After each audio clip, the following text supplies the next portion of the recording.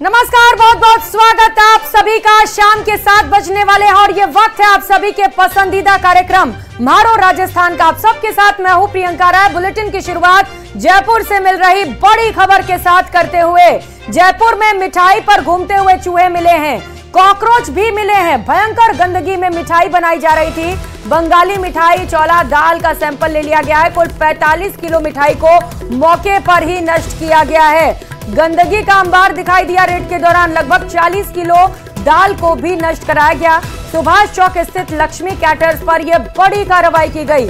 शुद्ध आहार मिलावट पर वार अभियान के तहत एक और बड़ी कार्रवाई हुई है, जहां पर 45 किलो मिठाई को नष्ट कर दिया गया। तस्वीरें देखिए, साफ सफाई यहां पर बिल्कुल नदारत है। चारों ओर गंदगी ही गंदगी है। मिठाइयों पर चूहे और कॉकरोच भी घूम रहे हैं। जब यहां पर टीम पहुंची तो टीम यहां पर गंदगी देखकर हैरान हो गई। जयपुर से, राजधानी से ये तस्वीरें सामने आई है एक मिठाई की दुकान से, जहां पर भयंकर गंदगी में मिठाइयां बनाई जा रही थी। जो बंगाली मिठाई वहां पर सजाई गई थी, चौला दाल, वहां पर भी चूहे घूमते हुए पाए गए और साथ ही साथ मिठाइयों पर घूमते हुए कॉकरोच को भी देखा गया।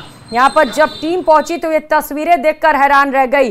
ये तस्वीर देखिए किस तरीके से यहां पर गंदगी के बीच मिठाई बनाई जा रही है और इन्हें लोगों को खिलाकर उनके जान के साथ भी खिलवाड़ किया जा रहा है। तो अगर आप भी मिठाई के शौकीन हैं, बाहर जाकर मिठाई का स्वाद चखते हैं, तो ये खबर जरूर देखिए, ये तस्वीर जरूर देखिए और खुद को अलर्ट भी करिए। पहले जानिए कि क्या आपका मिठाई आपके लिए सुरक्षित है, क्या आप जिस चीज का सेवन कर रहे हैं वो ठीक तरीके से बनाई गई है, आपके स्वास्थ्य का ख्याल रखा गया है। क्योंकि ये तस्वीर देखने के बाद शायद ही आप बाहर के मिठाई का आनंद ले सकें।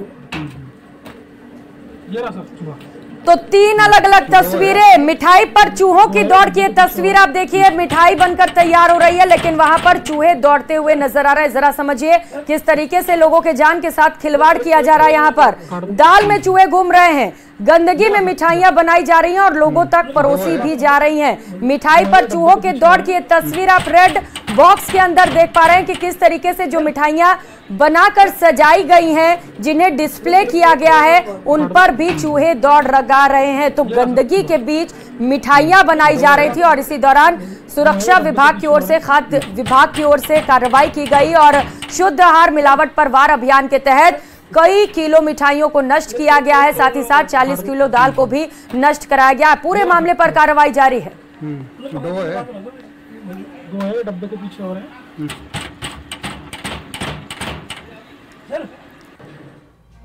और अब बात करेंगे शिक्षा मंत्री मदन दिलावर के एक और बड़े एक्शन की। शिक्षा मंत्री मदन दिलावर एक बार फिर से चर्चा में है और इस बार चर्चा का विषय है उनका एक बड़ा फैसला, और वो फैसला है सरकारी स्कूलों में पूरी तरह से मोबाइल फोन को बैन करना।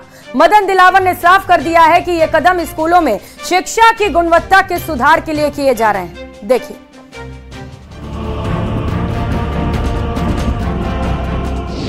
सरकारी स्कूलों में मोबाइल फोन पूरी तरह बैन। हमने कहा कि कोई भी अब विद्यालय के अंदर मोबाइल लेकर के नहीं जाएगा। ड्यूटी आवर्स में पूजा और नमाज पढ़ने पर भी कार्रवाई। अध्यापक स्कूल समय में देवी जी बालाजी की पूजा करने के नाम पर या नमाज पढ़ने के नाम पर विद्यालय न छोड़े। लिखित में छुट्टी लेकर ही जा सकेंगे अध्यापक। यदि इसको जाना है तो छुट्टी लेके जाए, रिटर्न में जाए, वो भी रजिस्टर दर्ज होगी, छुट्टी लेके गया। शिक्षा के स्तर में सुधार का हवाला देकर शिक्षा मंत्री मदन दिलावर पहले भी कई बड़े फैसले ले चुके हैं, जिसके चलते वो चर्चा में भी रहे और विवादों में भी। एक बार फिर उनके कुछ फैसले सुर्खियां बटोर रहे हैं। सबसे पहले बात करते हैं उनके पहले फैसले की। मदन दिलावर का फैसला नंबर 1, सरकारी स्कूलों में मोबाइल फोन पूरी तरह बैन कर दिया जाएगा। ना तो स्टूडेंट और ना ही टीचर्स ड्यूटी आवर्स में फोन का इस्तेमाल कर पाएंगे। इतना ही नहीं, अगर गलती से फोन साथ आ भी गया तो प्रिंसिपल के पास जमा करना होगा। स्कूल आवर्स में केवल प्रिंसिपल को ही फोन अलाउड होगा। मोबाइल एक बीमारी सा हो गया है। तो विद्यालय में कई अध्यापक, चाहे वो महिला या पुरुष है,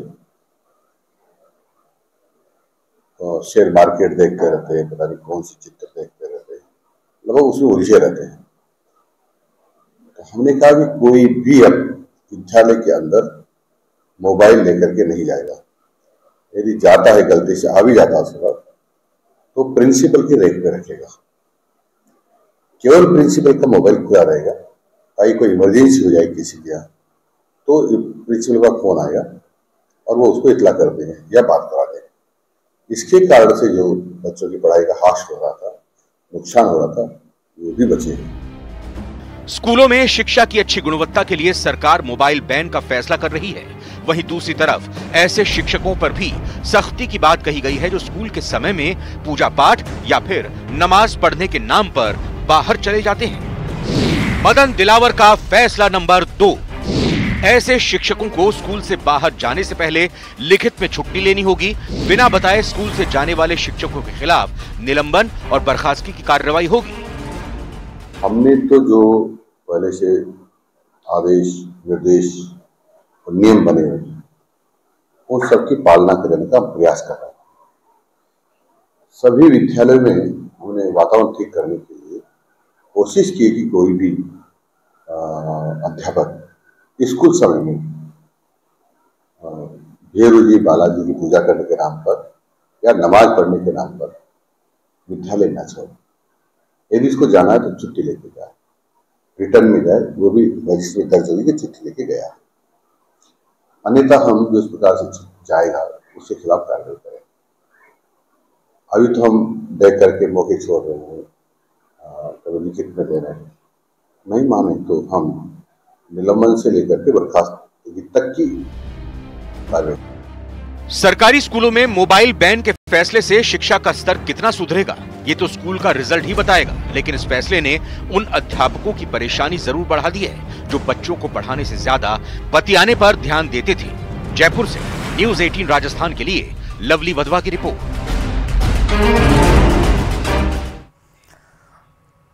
और रुक कर लेते हैं, इस बीच मिल रही एक और बड़ी खबर का। अजमेर से बड़ी खबर है, जन शिक्षण संस्थान की निदेशक को ट्रैप कर लिया गया। 20,000 की रिश्वत लेते हुए श्वेता आनंद को ट्रैप किया गया है। बड़ी खबर इस वक्त की आपको बता रहे हैं। 40,000 के घूस की डिमांड की गई थी। बढ़े हुए वेतन के कमीशन के रूप में रिश्वत मांगी गई और इसी दौरान एक और बड़ी कार्रवाई की गई। जन शिक्षण संस्थान के निदेशक को ट्रैप कर लिया गया है। कुल 20,000 की रिश्वत लेते हुए श्वेता आनंद को ट्रैप किया गया। आरोपी की तस्वीर आपको दिखा रहे हैं, जो घूस लेते हुए रंगे हाथों गिरफ्तार कर ली गई है। कुल 40,000 की डिमांड की गई थी और 20,000 रुपए लेते हुए श्वेता आनंद को ट्रैप किया गया है। कमीशन के रूप में रिश्वत की डिमांड की गई थी और इसी दौरान कार्रवाई की गई।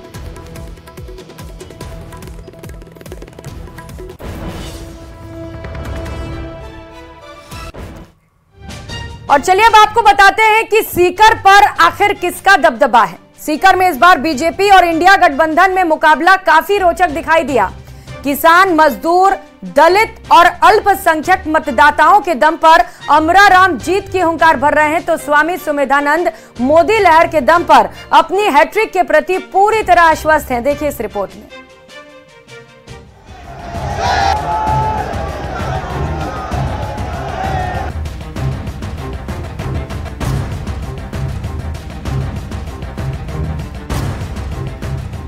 कमल का जादू रहेगा बरकरार या हंसिया हथौड़ा दिखाएगा कमाल। बीजेपी के सुमेधानंद लगाएंगे जीत की हैट्रिक, लेफ्ट के अमराराम मारेंगे बाजी।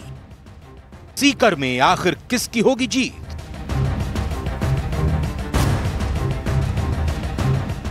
क्या सीकर इस बार इतिहास रच पाएगा या फिर पीएम मोदी का करिश्मा बरकरार रहेगा?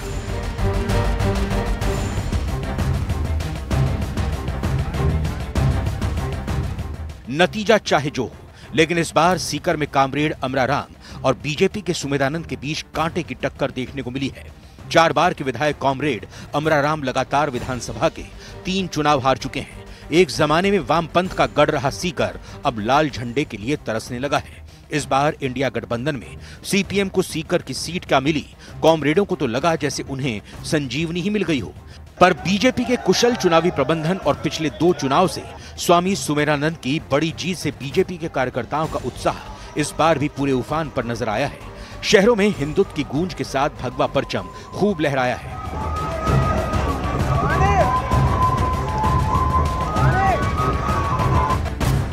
अमित शाह के रोड शो से बीजेपी में जिस जोश का संचार हुआ, वो उत्साह पार्टी के कार्यकर्ताओं में आखिर तक बरकरार रहा। वैसे सुमेधानंद को ब्रॉड गेज की सौगात के साथ लंबी दूरी की यात्री गाड़ियां शुरू कराने का भी श्रेय जाता है।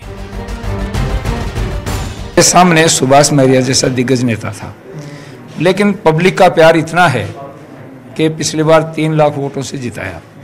अब की बार मैं पूरे क्षेत्र में लगभग 5 विधानसभाओं में तो कैंपेन के हिसाब से गया हूँ और बाकी पूरी लोकसभा में टिकट मिलने के बाद मैं गया हूँ। लोगों का जो प्यार है, मुझे लगता है कि पिछले रिकॉर्ड टूटेंगे। सीकर की जनता में इस बार मतदान के प्रति ज्यादा उत्साह नहीं दिखा। पिछली बार के मुकाबले 7% मतदान में गिरावट आई। बीजेपी के अभेद्य किले में मतदाताओं ने पोलिंग स्टेशनों पर जाने में ज्यादा दिलचस्पी नहीं दिखाई। माना जा रहा है कि महिलाओं का बढ़ा हुआ मतदान मोदी की उपलब्धियों से बीजेपी के पक्ष में गया।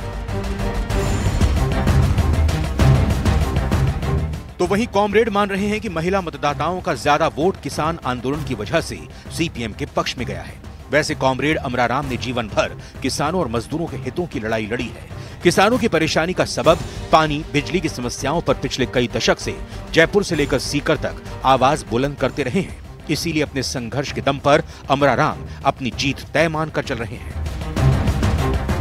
आवाज पिछले 10 साल से राजस्थान और सीकर और शेखावाटी की आवाज देश की संसद में नहीं थी। मैं समझता हूँ आम जनता का जो आशीर्वाद और समर्थन वोट के माध्यम से मिला है, वो आवाज आवाम की आवाज देश की संसद में गूंजेगी और इलाके के हक और अधिकार लाने में सफलता प्राप्त करेंगे। सीकर ने देश को कई कद्दावर नेता दिए हैं। चौधरी देवीलाल यहां से जीतकर देश के उप प्रधानमंत्री बने, तो बलराम जाखड़ लोकसभा अध्यक्ष के साथ देश के कृषि मंत्री कुंभाराम आर्य जैसे नेताओं ने भी संसद में सीकर की आवाज बुलंद की, तो सुभाष महरिया यहां से चुनाव जीतकर अटल बिहारी वाजपेयी की सरकार में मंत्री बने। सीकर ने जनसंघ और जनता पार्टी को भी कभी निराश नहीं किया। लेकिन इस बार सवाल यही है कि स्वामी सुमेधानंद चुनाव जीत पाएंगे या फिर लगातार 7 बार सांसद का चुनाव हार चुके अमराराम लोकसभा पहुंच पाएंगे। कॉमरेड अमराराम के लिए कांग्रेस पार्टी कितनी एकजुट हुई होगी ये तो देखना बाकी है, मगर अमराराम के समर्थकों ने बस एक ही नारा लगाया, लाल लाल लहराएगा, अमरा दिल्ली जाएगा। अब अमरा के दिल्ली जाने के रास्ते में कांग्रेस के कार्यकर्ताओं का कितना सहयोग माकपा को मिला है ये देखना तो बाकी है, मगर स्वामी सुमेधानंद को यकीन है कि मोदी की आंधी चली है और एक बार फिर से शहरी मतदाता ने उनके पक्ष में वोट किया है, तो गाँव का वोटिंग परसेंट अमराराम अपने पक्ष में बता रहे हैं। देखना यही है कि क्या इस बार अमराराम अपनी हार के सिलसिले को खत्म करेंगे या फिर स्वामी सुमेधानंद अपनी हैट्रिक बना पाएंगे। कैमरा पर्सन दिलीप चेची के साथ बाबूलाल धायल, न्यूज़ 18 जयपुर। और भाजपा प्रत्याशी के लिए दिल्ली में प्रचार के लिए पहुंचे डिप्टी सीएम प्रेमचंद बैरवा ने न्यूज़ 18 संवाददाता से खास बातचीत की, जिसमें उन्होंने दिल्ली में एक बार फिर से सभी 7 सीटों पर जीत का दावा किया। उन्होंने कहा कि देश में इतिहास बनने जा रहा है और बीजेपी 400 पार करेगी। देश की जनता का भरोसा प्रधानमंत्री नरेंद्र मोदी के नेतृत्व पर बरकरार है। सुनिए क्या कहा। डिप्टी सीएम प्रेमचंद बैरवा बातचीत के लिए मौजूद हैं। बैरवा साहब, राजस्थान का चुनाव समाप्त होने के बाद स्टार प्रचारक की भूमिका आप निभा रहे हैं, किस प्रकार का उत्साह नजर आ रहा है दिल्ली में? देखिए, पूरे हिंदुस्तान में माननीय नरेंद्र मोदी जी के प्रति लोगों में विश्वास है। जिस तरह से 10 साल का कार्यकाल माननीय नरेंद्र मोदी जी का रहा है, जिसमें ऐसे हिंदुस्तान का मान और सम्मान विश्व में बढ़ाया है, और इतना ही नहीं 10 साल के कार्यकाल में इतने कठोर निर्णय लेकर जो हमारी पीढ़ियां जिन कामों का इंतजार कर रही थी वो काम करके उन्होंने दिखाया है। और इनके कार्यकाल में 10 साल में कोई भी मंत्री यहाँ पे कोई भ्रष्टाचार में नहीं हुआ, जबकि पिछली सरकारें जो भी रही है उनमें भ्रष्टाचार में लिप्त रहे। आप कह रहे हैं कि जीत की हैट्रिक तीसरी बार भी लगाएंगे, लेकिन विपक्ष कह रहा है कि इस बार उनका खाता खुलने जा रहा है। देखो, विपक्ष तो कुछ भी कहे, विपक्ष के पास कहने के लिए कुछ नहीं है, उनके पास गुमराह करने के लिए बहुत कुछ है। उनके मैं राजस्थान में क्या पूरे हिंदुस्तान में देख रहा हूँ, वो किसी सीट पे उनको चुनाव लड़ने के लिए उनके व्यक्ति नहीं मिल रहे, उनको प्रत्याशी नहीं मिल रहे, और वो कहीं नहीं मिल रहे वहाँ पे समझौते में कई पार्टियों के साथ समझौता करके वो सीटें छोड़ रहे हैं। जिस तरह से उनका मेरे राजस्थान में भी देखा गया, तो वो कई सीटों पे चुनाव नहीं लड़ रहे और कई सीटों पे उनके प्रत्याशी चुनाव लड़ना नहीं चाहते। इसलिए कांग्रेस के पास कोई सामान नहीं रहा है, कोई लोगों का विश्वास नहीं रहा है। 400 पार हो रही है, निश्चित रूप से 400 पार हो रही है, और आम जन की जन भावना मान्य नरेंद्र मोदी और भारतीय जनता पार्टी की रीति और नीति और संस्कार के साथ। इस बार 400 पार का जो दावा है भारतीय जनता पार्टी का वो निश्चित पूरा होगा। मुनमुन के साथ लखवीर सिंह शेखावत, न्यूज़ 18 दिल्ली। और कांग्रेस के कद्दावर नेता रहे अमीन खान ने अपने निष्कासन पर चुप्पी तोड़ दी। लोकसभा चुनाव का मतदान खत्म होते ही कांग्रेस ने अमीन खान को 6 साल के लिए निष्कासित कर दिया था। अब अमीन खान ने इस मामले पर अपनी प्रतिक्रिया दी है। उन्होंने क्या कुछ कहा, इस रिपोर्ट में देखिए। कांग्रेस से निष्कासन के बाद पहली बार मीडिया से रूबरू हुए अमीन खान ने कांग्रेस पर निशाना साधते हुए कहा कि कांग्रेस को हम जैसे लोगों की जरूरत नहीं है। मेरी उम्र ही 6 साल नहीं बची है, ऐसे में पार्टी के 6 साल के निष्कासन के आदेश की पालना कैसे होगी? अब उनको जरूरत नहीं है हमारे जैसे आदमी। और अब निष्कासन 6 साल के लिए किया है। अब 6 साल मेरी उम्र ही नहीं अब बची है, 85 साल का मैं हो गया। अब निष्कासन के आदेश की क्या हाल हो। तो वहीं निर्दलीय प्रत्याशी रविंद्र सिंह भाटी का सपोर्ट करने के मामले में अमीन खान का कहना है कि वो मेरा पड़ोसी है और इसी रिश्ते से मैं उसका हितैषी हूँ। सर, आप पे निर्दलीय प्रत्याशी के समर्थन करने की आरोप लग रहे हैं, क्या कहेंगे? वो हमारा पड़ोसी है, इसलिए मैं उसका हितैषी तो हूँ। दरअसल आपको बताते चले कि आखिरकार कांग्रेस ने अपने कद्दावर नेता को पार्टी से बाहर का रास्ता क्यों दिखाया। अमीन खान 2023 के विधानसभा चुनाव में कांग्रेस के फतेह खान द्वारा निर्दलीय चुनाव लड़ने के चलते चुनाव हार गए थे। इसके बाद से अमीन खान लगातार फतेह खान के कांग्रेस पार्टी में वापसी का विरोध कर रहे थे, लेकिन पार्टी ने उनके विरोध को नजरअंदाज करते हुए लोकसभा चुनाव से पहले उन्हें पार्टी में शामिल किया था, जिसके बाद अमीन खान खुले मंच से कांग्रेस की खिलाफत कर रहे थे और लोकसभा चुनाव में निर्दलीय प्रत्याशी का समर्थन भी किया था, जिस पर पार्टी ने अनुशासनहीनता की कार्रवाई की। अब देखना यह होगा कि पार्टी की तरफ से क्या प्रतिक्रिया सामने आती है। न्यूज़ 18 राजस्थान के लिए बाड़मेर से प्रेमदान की रिपोर्ट।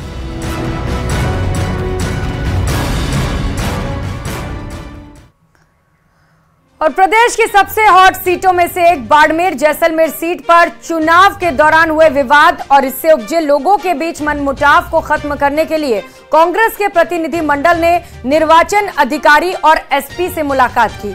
आपसी समझाइश से खाई को पाटने की मांग की गई है। ये रिपोर्ट देखिए।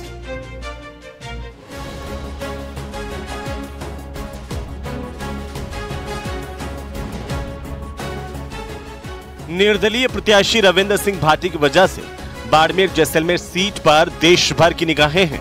चुनावी अखाड़े में खम ठोक रहे तीनों प्रत्याशियों के अपने कट्टर समर्थक हैं। चुनाव के समय आरोप प्रत्यारोप और छिटपुट घटनाओं से इलाके में तनाव की स्थिति अभी भी बनी हुई है, जिस पर विराम लगाने के लिए प्रशासन भी बैठकें कर चुका है।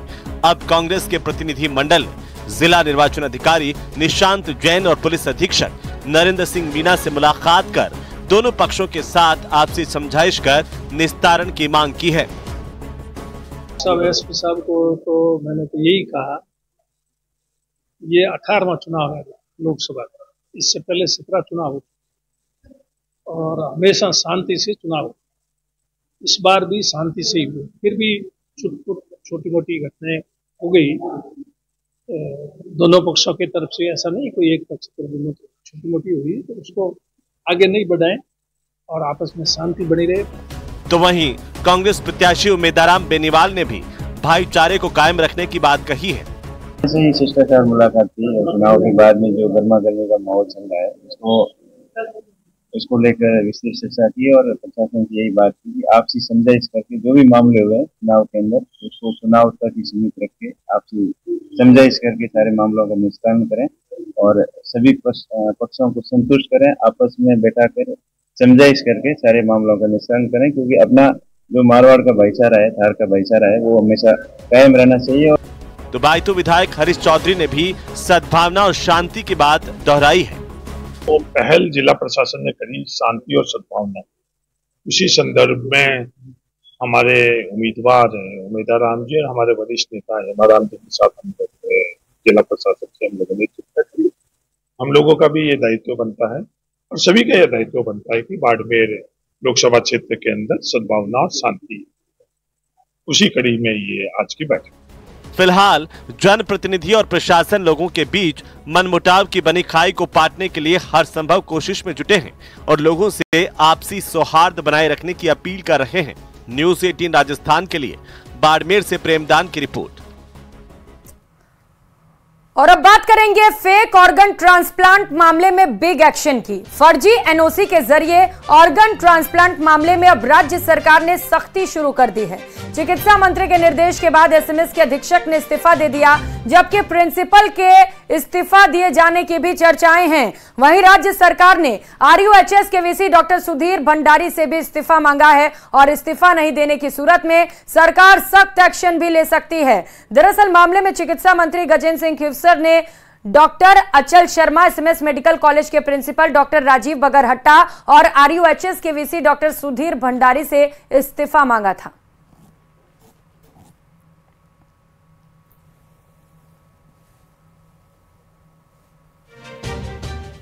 इस बारे में सरकार की तरफ से कोई आदेश ऐसा नहीं मिला है, मुझे नहीं पता कहाँ से ये बात है। लेकिन चूँकि सरकार जिस भी बात के लिए कहेगी और हमें मंजूर भी होना चाहिए और बिल्कुल मंजूर रहेगा, जैसे सरकार चाहेगी वैसा ही होगा।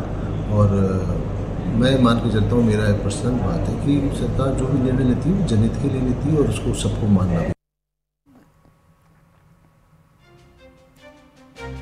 उधर कोटपुतली के बहरोड जिला अस्पताल में मेन गेट के पास करीब 1 घंटे से ज्यादा वक्त तक तांत्रिक क्रिया चलती रही, लेकिन किसी ने उसे रोकने की जहमत नहीं उठाई। बताया जा रहा है कि यह सब उस वक्त हुआ जब ओपीडी का समय था। यह घटना 4 मई की बताई जा रही है। देखिए,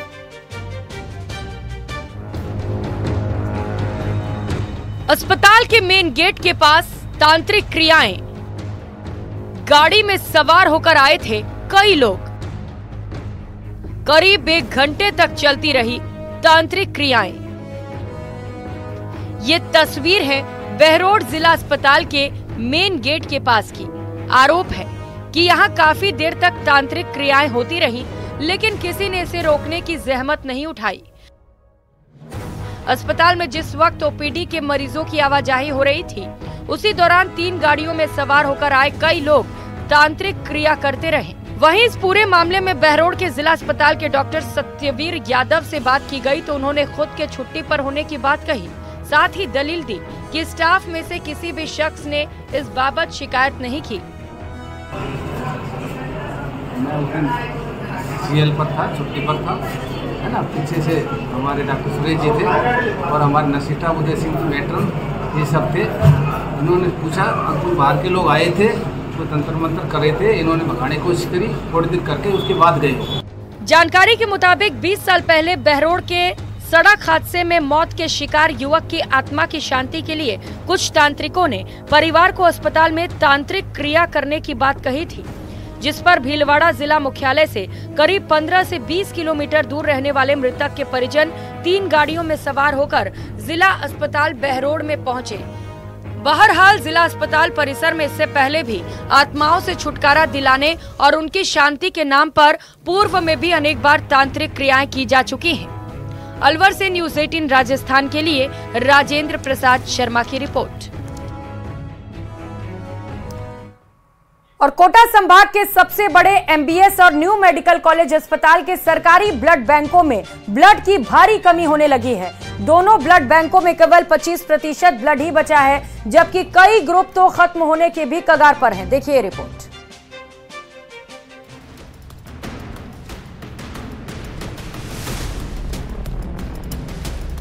सबसे बड़े अस्पताल में ब्लड की कमी,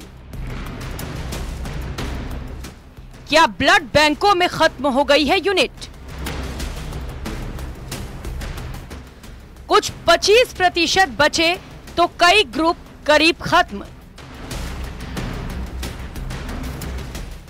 कैसे होगा इलाज? बैंक में नहीं होगा ब्लड। यह है कोटा संभाग के सबसे बड़े अस्पताल एमबीएस का ब्लड बैंक। सैकड़ों लोग यहां अपनों के जीवन की आस में ब्लड लेने आते हैं। गंभीर बीमारियों से परेशान मरीज के तीमारदार यहां ब्लड की कमी को पूरी करने के लिए आते हैं। लेकिन अब यहाँ पर ब्लड की कमी हो गई है। जी हाँ, MBS अस्पताल और न्यू मेडिकल कॉलेज अस्पताल के सरकारी ब्लड बैंकों में ब्लड की भारी कमी होने लगी है। दोनों ब्लड बैंकों में केवल 25% ब्लड ही बचा हुआ है, जबकि कई ग्रुप तो खत्म होने के कगार पर हैं। आवश्यकता ब्लड की MBS ब्लड सेंटर में 80 से 100 यूनिट की है और अभी गर्मी के चलते और थोड़ा सा ब्लड की डिमांड बढ़ने के चलते ब्लड की थोड़ी कमी आई और आह्वान करते ही सभी की सभी नगरवासी, सभी जनप्रतिनिधि एक साथ आए, जिससे बहुत अच्छा लगा। और आज ब्लड डोनेशन चल रहा है। हमारे 4 टीम्स जो हैं वहाँ ब्लड डोनेशन कर रही हैं और नगरवासियों से अपील है कि वे आगे भी बढ़ चढ़कर ब्लड डोनेशन करते रहें। अस्पताल में 750 से ज्यादा थैलेसीमिया के मरीज रजिस्टर्ड हैं। इनको प्रतिदिन रक्त की जरूरत होती है, जबकि हीमोफीलिया के 50 मरीज हैं। गर्भवती महिला, कैंसर पीड़ित और सड़क दुर्घटना में घायल सहित अन्य मरीजों को भी ब्लड की जरूरत पड़ती है। लेकिन ब्लड की कमी के कारण मरीजों और उनके परिजनों को भारी परेशानियों का सामना करना पड़ रहा है। बचा हुआ ब्लड भी मात्र पॉजिटिव ग्रुपों का है। निगेटिव ग्रुप के लिए तो मरीजों और उनके परिजनों को लंबा इंतजार करना पड़ रहा है। बेस ब्लड बैंक में रक्तदान की कमी को देखते हुए आज सभी रक्तवीर कार्यकर्ता, सामाजिक कार्यकर्ता आज ब्लड बैंक में जिस तरीके से उत्साह का माहौल देखने को मिल रहा है, तो बड़ा हर्ष हो रहा है कि हमारे कोटा शहर में भी रक्तवीरों की कमी नहीं है। MBS अस्पताल की ब्लड बैंक में 2000 यूनिट का ब्लड का स्टोरेज है, लेकिन केवल 450 यूनिट ब्लड ही उपलब्ध है। तो वहीं मेडिकल कॉलेज अस्पताल के ब्लड बैंक में 900 में से मात्र 300 यूनिट ब्लड बचा हुआ है, जबकि दोनों अस्पतालों में प्रतिदिन करीब 150 यूनिट ब्लड की खपत होती है। हालांकि रक्तदाता आगे आकर रक्तदान भी कर रहे हैं, लेकिन मरीजों की संख्या को देखते हुए ये प्रयास भी ज्यादा कारगर साबित नहीं हो रहे। कोटा से न्यूज़ 18 राजस्थान के लिए ओम प्रकाश मारू की रिपोर्ट। और रुक करेंगे इस बीच जयपुर से मिल रही बड़ी खबर का। फर्जी NOC से ऑर्गन ट्रांसप्लांट मामले को लेकर एक और बड़ा अपडेट आपको बता दें। डॉक्टर अचल शर्मा का इस्तीफा मंजूर कर लिया गया है। डॉक्टर राजीव बगरहट्टा का भी इस्तीफा मंजूर हो चुका है। ये बड़ा अपडेट आपको बता रहे हैं। मामले को लेकर डॉक्टर सुधीर भंडारी को हटा दिया गया। सोटो के चेयरमैन पद से भंडारी को हटाया गया है। मामले में जांच कमेटी ने अपनी रिपोर्ट सौंपी और इसके बाद ये बड़ी कार्रवाई की गई है। जांच कमेटी की रिपोर्ट के आधार पर ये कार्रवाई की गई। इस रिपोर्ट को मंजूर कर लिया गया है और रिपोर्ट में दोषी पाए जाने के बाद सभी आरोपियों के खिलाफ कार्रवाई की गई है। तो मामले में बड़ा अपडेट आपको बता रहा है ऑर्गन ट्रांसप्लांट को लेकर, जहां पर जांच अभी भी लगातार जारी है। तो फर्जी NOC से ऑर्गन ट्रांसप्लांट मामले को लेकर खुलासे के बाद से ही जैसे जैसे जांच आगे बढ़ती चली जा रही है, एक एक कर कई बड़े खुलासे भी हो रहे हैं, कई नाम भी सामने आ रहे हैं। विदेशी कनेक्शन तक देखने को मिला और इससे पहले ही हमने आपको खबर बताई थी कि जल्द ही इस पूरे मामले पर बड़ी कार्रवाई की जा सकती है और कुछ ऐसा ही हुआ है। बड़ी कार्रवाई की गई है फर्जी NOC से ऑर्गन ट्रांसप्लांट मामले को लेकर, जहां पर SMS के अधीक्षक डॉक्टर अचल शर्मा का इस्तीफा मंजूर कर लिया गया है। डॉक्टर राजीव बगरहट्टा का भी इस्तीफा मंजूर हो गया और मामले को लेकर डॉक्टर सुधीर भंडारी को पद से हटा दिया गया। इससे पहले ही कहा गया था कि अगर वो इस्तीफा नहीं देते हैं तो उनके ऊपर कार्रवाई की जा सकती है। तो अभी माना यह जा रहा है कि जैसे जैसे ये जांच और भी ज्यादा आगे बढ़ेगी, पूछताछ की जाएगी, मामले पर और भी खुलासे होंगे और भी लोग इस जांच के दायरे में आ सकते हैं और उनके ऊपर भी गाज गिर सकती है।